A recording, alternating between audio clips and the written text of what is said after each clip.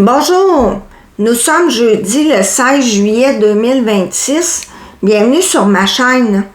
Je vous ai déjà présenté un tirage sur la disparition de Ray Gricard il y a 2 ans et à ce moment-là, j'utilisais seulement les arcanes majeures qu'on appelle avec des cartes oracles. J'ai pensé que ce serait intéressant de le refaire, mais cette fois-ci avec le tarot complet. On va commencer par aller voir ici la situation au départ, c'est-à-dire le jour même de sa disparition. Ça va nous permettre en même temps de se remémorer son histoire. Il y en a tellement que moi-même, j'en avais oublié une bonne partie.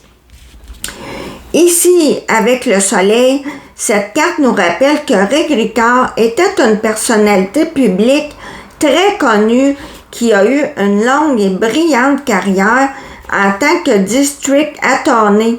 Ici au Québec, l'équivalent de ce poste serait procureur de la couronne. En fait, c'est l'avocat qui représente le gouvernement lors de poursuites judiciaires. Ce jour-là, donc le 15 avril 2005, M. Gricard est heureux, il fait beau encore avec le soleil, et le 6 de Pentacle ici, où on voit le mot partage, nous explique que comme Ray allait bientôt toucher son fonds de pension dans les 6 chiffres, il s'accordait des congés à l'occasion, il profitait de la vie. Avec ou sans sa conjointe, il ne faisait pas que travailler avec le chevalier de coupe inversé, il s'octroyait des journées de maladie, si vous voyez ce que je veux dire.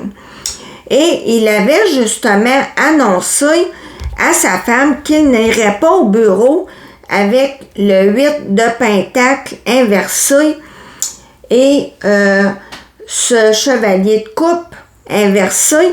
Il avait l'intention de parcourir les routes de campagne et de faire le tour des magasins d'antiquités seul à bord de sa Mini Cooper. Patty, sa femme, est revenue à la maison vers l'heure du souper.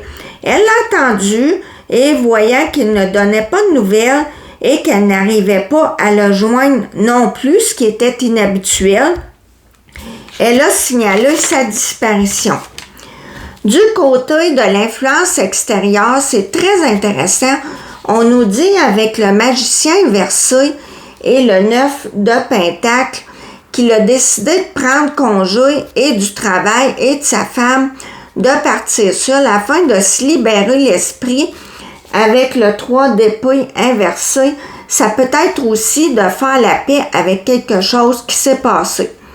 Le 3 de bâton inversé nous montre qu'il était impatient de partir. Mais cette carte-là, ça peut aussi vouloir dire une opportunité reportée et aussi un manque de prévoyance. Quand on dit l'arbre qui cache la forêt, c'est exactement ça ici. Personne n'a jamais vu ce qui s'en venait. Cette ligne-là nous parle de la situation précédente qui a causé la disparition de Ray Gricard. J'ai pigé une carte de trop par erreur et je l'ai laissée. La carte principale du pape inversé, moi je l'aperçois ici comme une rébellion. Le pape, c'est nos valeurs, les institutions, le mariage, et le 7 d'épée nous dit que dans ce couple entre Ray et sa femme Patty, la relation qu'ils avaient était malhonnête. Il lui a menti, très probablement qu'il l'a trompé aussi. C'était un homme à femme, charismatique, riche et très connu. Pour moi, il a décidé de partir et de tout laisser derrière lui avec ce 10 de Pentacle inversé et avec le 8 d'épée inversé. Il a choisi de se libérer de ce genre de prison mentale dans laquelle il n'était pas bien. Avec la reine de Pentacle inversé, on voit le mot ancrage. Quand la carte est droite, ça va dans le même sens un peu que le pape, le mariage, la famille, être bien chez soi, mais inversé, ce n'était plus du tout le cas. Beaucoup de disputes, de la négligence. Le résultat, ici, des regrets, de la déception, avec le 5 de coupe et avec la roue de fortune inversée. Stop, on arrête tout, on met fin. Il s'est dit qu'il n'a pas été chanceux avec le 10 d'épée inversé. Il s'est défait de cet état d'esprit de trahison, de souffrance, où il était constamment dans la douleur. Et avec le 8 de bâton, on saisit une opportunité et on le fait, c'est là tout de suite. J'ai regardé le premier tirage que j'avais fait et ça donnait le même résultat, à savoir que Rick Ricard est parti avec une femme. Il s'est fait disparaître de son plein gré et d'ailleurs des employés du magasin d'antiquités où il s'est arrêté affirment l'avoir vu accompagné d'une femme. En synthèse, on a la force qui nous dit que c'est lui et lui seul qui, à l'image du magicien de tantôt, a tout contrôlé, tout orchestré pour organiser sa fuite.